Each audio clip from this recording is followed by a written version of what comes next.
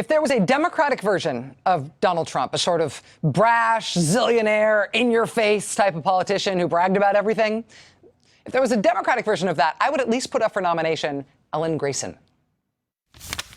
If you get sick in America, this is what the Republicans want you to do. If you get sick, America, the Republican health care plan is this: die quickly. That's right. The Republicans want you to die quickly if you get sick.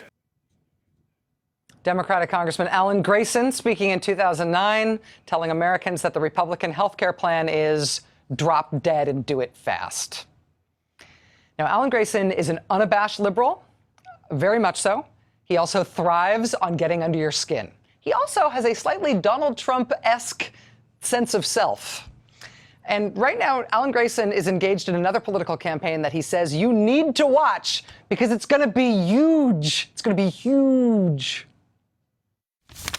This is the IT campaign of 2016. It's going to be famous. What people see that us doing this race is going to live till the end of time. This is going to be the first race, the first real political race of the 21st century. This race is going to live until the end of time. He doesn't have the Trump delivery, but he's got the same sort of, you know what I mean? The race that Ellen Grayson is talking about is a Senate race shaping up to become, actually, one of the wildest races of 2016, the presidential race included. It's a Senate race in Florida that has Ellen Grayson running and a few other big-name Democrats on one side, and then a whole parade of Republicans on the other side, including potentially the state's current lieutenant governor, the very well-known former attorney general of Florida, a handful of current members of Congress, your Uncle Lou, your Aunt Sally. I mean, it's harder to narrow it down to who isn't running. This race in Florida, which we are more than a year out from, it looks like it really is going to be nuts. And the reason this race is happening at all is because the current occupant of that Senate seat is giving it up. He's giving it up to run for president, because that is Marco Rubio's Senate seat in Florida. And Marco Rubio is stepping down from the United States Senate in order to run for president. Florida law says you can't be on the same ballot for two different offices. So Marco Rubio faced a choice about which office he wanted to run for. And he made the choice to give up his Senate seat in order to run for president.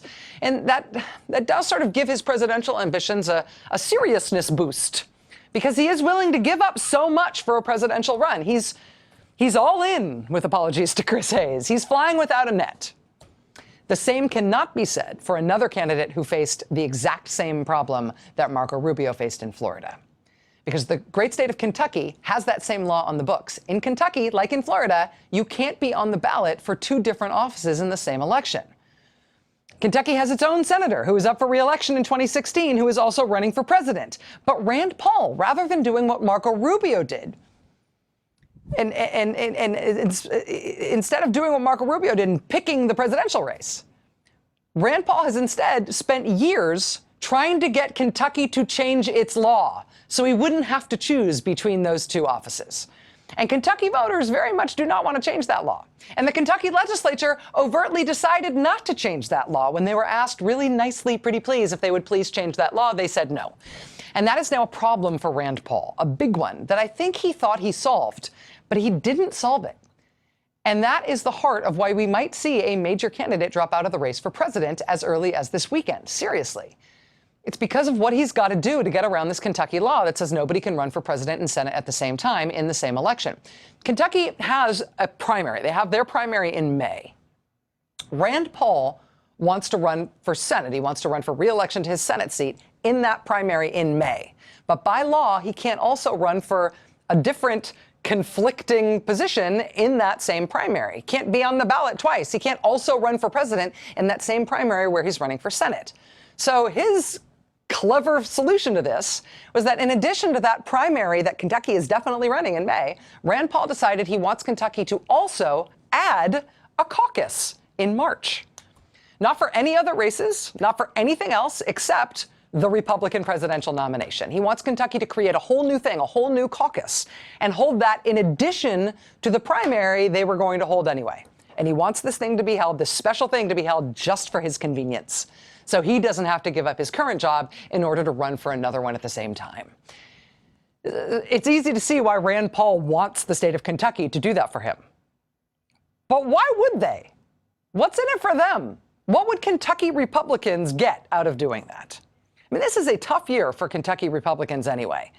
Rand Paul is just making it that much harder for them. I mean, imagine for a second that Rand Paul wins the Republican nomination for president of the United States. Ha! I know, right? But imagine. If that happens, his name will already be on the ballot in the general election as the Republican nominee for Senate.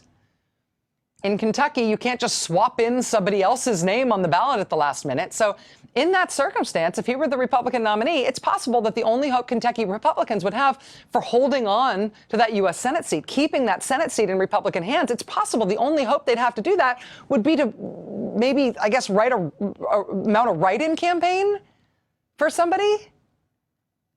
And that's how they'd run against this guy? This guy looks like this might be the second coming of Bill Clinton in Kentucky Democratic politics right now. So Rand Paul does get the Republican nomination for president. Ha! I know. But if he does, Kentucky Republicans are really looking down the barrel at losing the U.S. Senate seat they now hold and it going to that Democrat instead.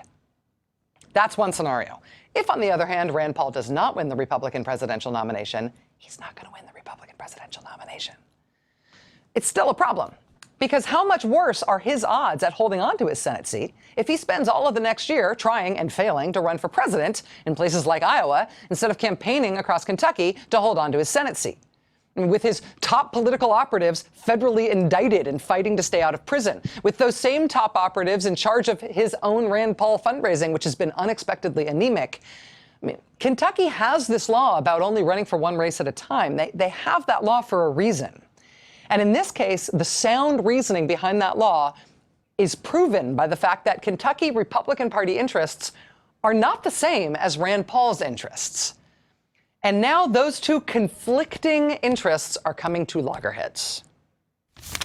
His presidential campaign is not going well, and I think he's putting the Kentucky Senate seat that he now holds and that he's also seeking re-election to at jeopardy with his presidential campaign. Quote, let's be honest. Nobody still believes U.S. Senator Rand Paul can win the Republican presidential nomination. Paul either should get out of the presidential race right now and focus on winning re-election to the Senate, or forsake a Senate bid so Republicans can run a full-time candidate focused on retaining that important seat. Here's another one, reporting on Republican worries that Rand Paul's efforts to salvage a long-shot presidential bid could cost Republicans a must-win Senate seat. Politico.com this week quotes one member of the Kentucky Republican Party's executive committee saying, quote, I do not want to lose a Senate seat. Well, the moment of truth on this is here.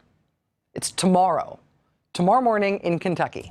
Rand Paul needs a 2/3 vote from the Kentucky Republican Party, from their 340 executive committee members.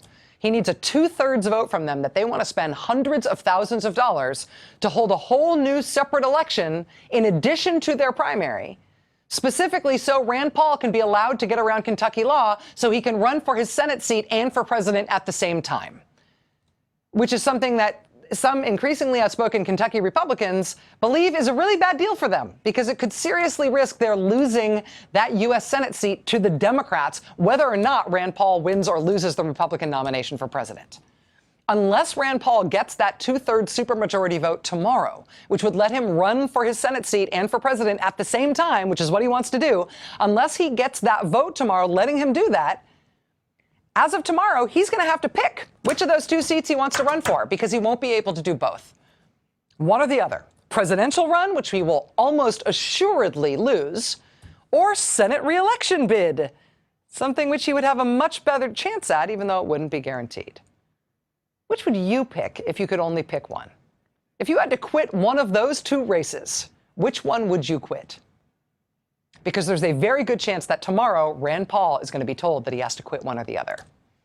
TikTok, we will find out tomorrow. Everybody expected Rick Perry to be the first major candidate to quit the presidential race. But I think Rand Paul may beat him to it tomorrow. Watch this space.